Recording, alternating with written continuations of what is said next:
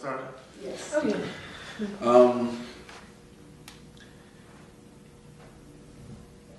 So you talked about all of the stereotypes that portray or that black men are expected to fulfill. Mm-hmm. You fulfill them. You single mother, absent father, does not have the best relationship. Same with me. I didn't have my father in my life, my biological father in my life. You grew up right here in Washington, D.C. How was that? Like, how was growing up in D.C., then going through our high school in D.C., then coming and going to college? So I just went to high school in Maryland, so I was going to say the DMV, but I lived in D.C. up until I was probably, take me down back in memory lane. Oh man, I feel old, like 10. And then my parents had split custody, so I was back and forth between my dad and my mom up until I think my 9th grade year of high school, and that's when it was like my mom had full custody. My time may be off a little bit, but I'm pretty sure that's what it was. Mm-hmm. And then so that was like 13. That's when I was like full time, just in Maryland. So I went to high school in Temple Hills, I went to Crossing, and then transferred to Wise in Upper Marlboro. But culturally, this whole area is pretty much the same. But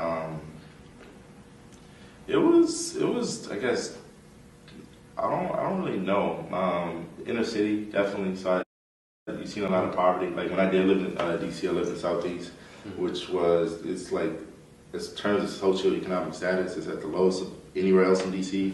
So we saw a lot, but my mom didn't really let us go outside. She didn't really want us to be exposed to that life. And actually, she just told me that today. She was like, "Oh, see, look at where you're at now. And you were mad at me back then when I didn't let you go outside and blah, blah, blah." I'm like, you got it. I appreciate it. But it wasn't the best, but it wasn't the worst. It was okay. My mom, she kind of took a lot of the blunt force, socially and everything, to make sure we were good. There was a statistic. It's probably about 3 years old now, but it says that 1 in every 3 black men will go through DC's penal system. This is Washington D.C., the nation's capital. What do you think that says, or what do you think that implies about our nation? In the nation's capital, Washington D.C. Not speaking of Maryland, not speaking of Virginia, but in the nation's capital, 1 out of every 3 black men are expected to go through D.C.'s penal system. I mean, that speaks for the nation. The head tells the body where to go, and the nation's capital, the executive branch is here, legislative branch, judicial branch. So I think it's safe to say D.C. kind of is the head of the nation, and